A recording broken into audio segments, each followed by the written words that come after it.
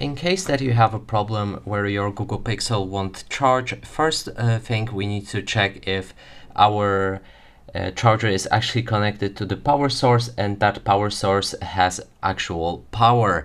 And if it does, and for example this charger that you're trying to charge your Google Pixel with can charge other devices, you can finally check if there's something wrong with your charging port.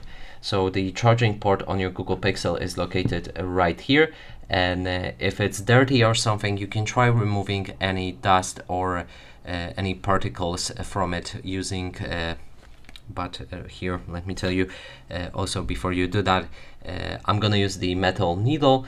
It's not recommended to put anything metal inside of your charging port, but I'm gonna do it, and you can do it on your own risk as well.